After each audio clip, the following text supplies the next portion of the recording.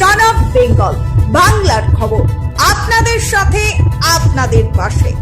দুর্গাপুরের city centre সংলগ্ন পণ্ডিত রঘুনাথ মুর্মু সরণিতে বড় সড় বিপত্তি তৈরি হলেও অল্পের জন্য এড়ানো গেল বড় দুর্ঘটনা।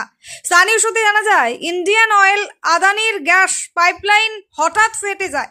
এর ফলে এলাকায় আতঙ্ক ছড়িয়ে পড়ে। গ্যাস পাইপলাইনের ঠিকাদার ফিরোজ খান জানান, দুর্গাপুর পুরসভার জলের পাইপলাইন মেরামতির কাজ চলছিল ওই এলাকায়।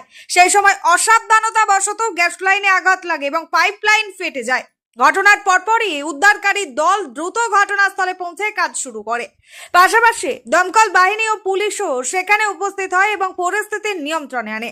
প্রাথমিকভাবে জানা গেছে, বড় কোনো ক্ষয়ক্ষতি বা হতাহতের ঘটনা ঘটেনি। দ্রুত ব্যবস্থা নেওয়ায় বড় দুর্ঘটনার হাত থেকে রক্ষা পাওয়া গেছে বলেই মনে করা হচ্ছে।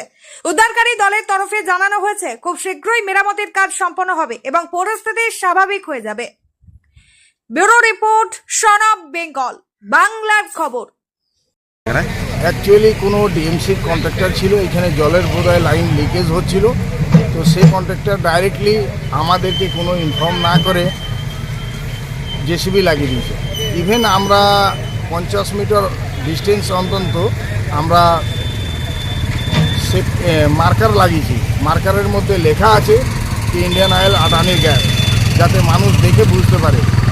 সেই কিন্তু সেগুলো ফলো না করে ও ডাইরেক্ট জেসিবি লাগিয়ে করেছে।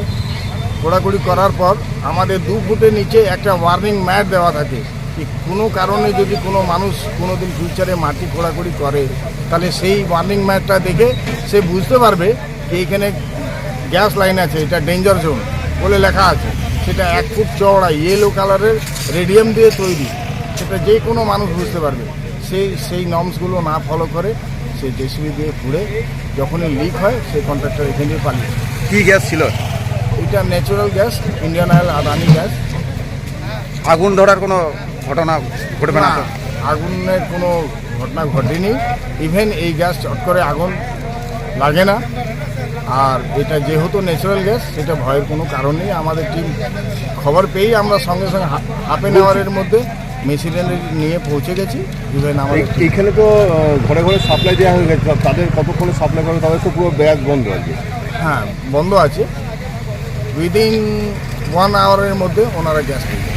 টোটাল সিটি সেন্টার অঞ্চলে গ্যাস বন্ধ তারা চালু হয়ে গেছে? না, মানে টোটাল সিটি সেন্টার বন্ধ হয়নি, একটা রুট জাস্ট বন্ধ হয়েছে। এই রুটটা চালু আছে। কী নাম আপনার? ফিরোজ খান। তারপর এখন আবার যখন জ্বালাতে গেলাম তখন দেখছি আর গ্যাস নেই, জ্বলছে না। এবার আমি ভালো হয়তো কেউ বন্ধ করে দিয়েছে কোনো কানেকশন, দেখলাম কানেকশন সব অনই আছে। তারপর এখন আবার টোল ফ্রি নাম্বারে কল করলাম, ওরা বললো যে এখন বন্ধ করা হয়েছে, পুরো সিটি সেন্টারেই বন্ধ আছে, কাজ চলছে। তো আমি জিজ্ঞেস করলাম কতক্ষণ লাগতে পারে। ওরা বললো যে এখন টাইম তো এক্স্যাক্ট বলতে পারবো না, তবে 3 ঘন্টার মতো একটা সময় দিল, বলে 3 ঘন্টা মোটামুটি লাগবে, কাজ চলছে। অসুবিধা তো হবে, এবার আমার এখন যা সিলিন্ডার নেই তো তার সেটা তো অসুবিধা হবে। আপনার তো সিলিন্ডার হ্যান্ড ওভার করে দিন। কী করবেন? না, এখনও হ্যান্ড ওভার করিনি, কিন্তু সিলিন্ডার বুকিং তো হয়নি, আমি করিনি। তাহলে এখন কী করবেন? এখন ওয়েট করা ছাড়া কোনো উপায় নেই। রান্নাবান্না এখন বন্ধ হয়ে আছে।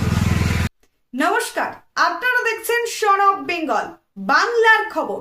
সন অফ বেঙ্গলের মাধ্যমে প্রত্যেকটা খবর সবার আগে আপনাদের কাছে পৌঁছে দিই আমরা। সন অফ বেঙ্গলের প্রত্যেকটা খবর ফেসবুক, ইনস্টাগ্রাম এবং ইউটিউবের মাধ্যমে শেয়ার করা হয়।